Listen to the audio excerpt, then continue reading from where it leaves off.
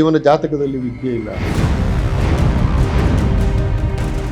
ಅಪ್ಪ ಬೆಳಿಗ್ಗೆ 5 ಗಂಟೆಗೆ ನಮ್ಮ ಇಬ್ಬರನ್ನು ಎಬ್ಬಿಸಿ ಕುಮಾರವ್ಯಾಸ ಭಾರತ ಹೇಳ್ತಾ ಇದ್ದ. ಅಂಥ ದೇವೇಂದ್ರ ಯಕ್ಷಗಾನದಲ್ಲಿ ಒಂದು ಯುದ್ಧ ಕೂಡ ಗೆಲ್ಲದೆ ಓಡುವುದು. ಅಮ್ಮ ತಿಳುವಳಿಕೆ ತುಂಬ ಓದಿದವರಲ್ಲ, ಯಕ್ಷಗಾನ ಕಲಾವಿದೆಯಲ್ಲ, ಶೋಭನೆ ಹೇಳ್ತಾ ಇದ್ರು ಹಳ್ಳಿಲಿ. ಆದರೆ ಈ ಥರದೊಂದು ಒಳನೋಟಗಳು ಇತ್ತು ನೋಡಿ. ಇದು ನಮ್ಮ ದೇಶದ ಬಹಳ ದೊಡ್ಡ ಶಕ್ತಿ. ಇದು ಕೆಳಗೆ ಸಣ್ಣದಾಗಿ ಕಾಣುದು. ನನಗೆ ಕಂಡಿದ್ದು ಹೆಸರು ಚಂದ ಕಾಣಬೇಕಲ್ಲ, ಉದ್ದ ಕಾಣಬೇಕಲ್ಲ, ಅದಕ್ಕೆ ನಾನು ಬಿಳಿಮಲೆ ಅಂತ ಸೇರಿಸಿದೆ. ಸ್ವಲ್ಪ ಉದ್ದ ಆಯ್ತು. ಅಂಬಲಿ ತಿಂದು ಹೋಗೋದು ನಾವು ಶಾಲೆಗೆ. ಆದರೆ ಅಂಬಲಿ ಗೌಡ ಎಂಬುದು ನಮಗೆ ಬೈಗೊಳಬೇಕು.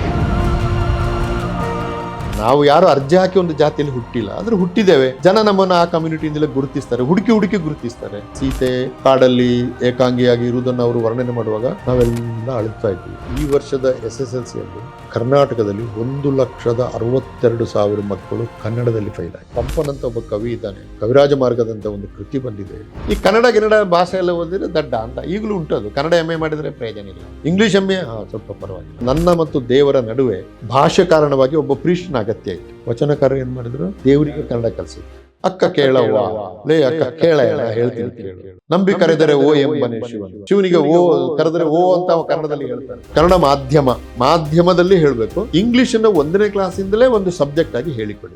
ಬಸಿರ ಬಗೆವೇನು ಕೀಚಕ, ನಸುಮಿಸಿಕದೊಡೆ ವೈರಾಟ ವಂಶದ ಹೆಸರ ತೊಡೆವೆ, ಕುಸುರಿದರಿವೆನು ಕೌರವ ಭೀಮ ಕಷ್ಟವನ ಸಗಿದನು ಹಾಯಂದರಾದೊಡೆ ಮುಸುಡ ನವರಾತ್ರಿಯಲ್ಲಿ ದೇವೆನು ದೇವ ಸಂತತಿ.